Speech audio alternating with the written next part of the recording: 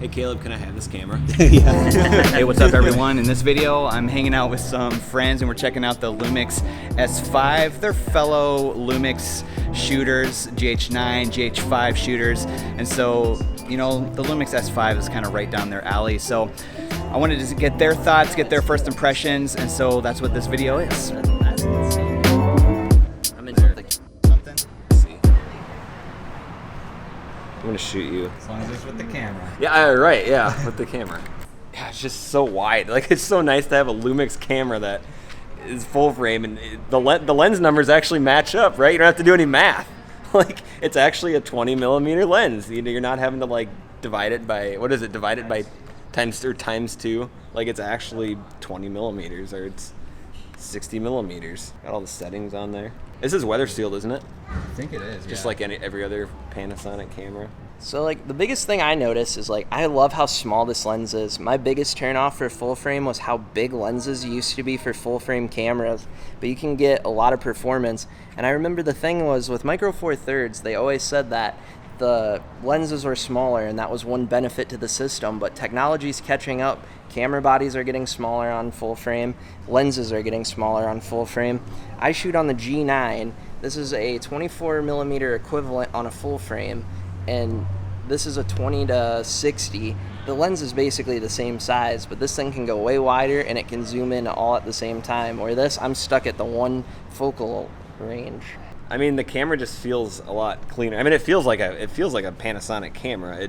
I shoot with the GH5, and this has been a great camera. And you know, you compare that, you know, that's a full frame right there compared to the Micro Four Thirds. They're similar size, similar weight, and I think this one just feels a lot more solid. And the menu is exactly the same as the GH5, so it's easy to navigate. I can stumble my way through it. It's got similar buttons. You know, I assume it's got the customizable buttons on it that the GH5 does that makes it so great. And I don't know, it feels really solid and it just looks clean. Like, it's the biggest thing. And it's a Lumix full frame camera, and that's what we all want, right? Like, you're still getting the best. You get the in-body image stabilization in there, and it seems to be better than what the GH5 has, I think, based off my first impressions. It just feels like an overall solid built camera. I guess to wrap up my thoughts, it just feels solidly built. L Classic Neo, Dylan, is what that is. Then there's flat, landscape, portrait, monochrome, L monochrome. Dylan, have you seen the vlog on this? It's full vlog. It's not vlog L. It is flat. You don't have to pay for the upgrade on it. Nope. Comes with the camera. Look how flat that is. It's like the GH5S. Yeah, look how flat that is. Yeah, I'm gonna show you. Yeah, the depth of field is just honestly like look at that, even when incredible. it's punched in on that. Just when he's doing the focus checking. Like, Yeah. it's, The depth of field on this is amazing. The other thing that I really like is this just feels like a Lumix camera. I've been shooting on Lumix cameras my entire career, and they just have a certain feel about them that when you pick it up, you know it's a Lumix camera. When the S1 came out, it was a really large camera body, and it was kind of a turnoff for me just because I am used to smaller cameras with Micro Four Thirds. But this is a full frame camera, and body-wise, it's either roughly just about the same or maybe even a little smaller than my G9. So you're getting a full frame performance out of a smaller camera body than what I'm used to on a Micro Four Thirds. it's like way low now. Yeah, it's so bad. Not even usable.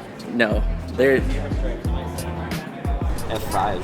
That's Wow. even F5. That's F5, and look at that depth of field. well. I was gonna say, if you think about it, your aperture is also times 2. So if you're shooting on a 1.7 on a Micro Four Thirds, that's the equivalence of like a what is it, like a 3.4 on full frame. I mean, look at that.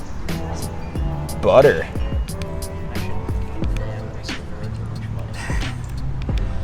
Let me send you an affiliate link. Photo cameras that just happen to shoot good video.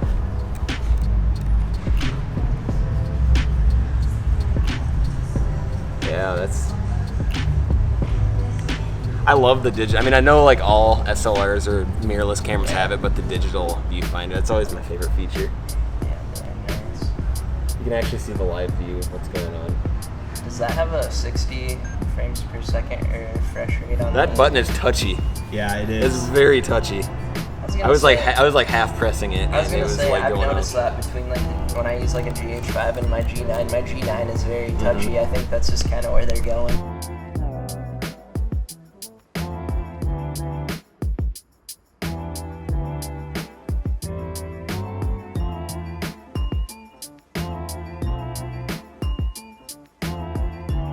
That's all I got for this video. It was awesome hearing some other input and thoughts on the Lumix S5. Now, if you have time, it'd be awesome if you stuck around. Maybe watch one of these videos that's popping up on your screen right here. Thanks so much for watching, and I'll catch you in the next video.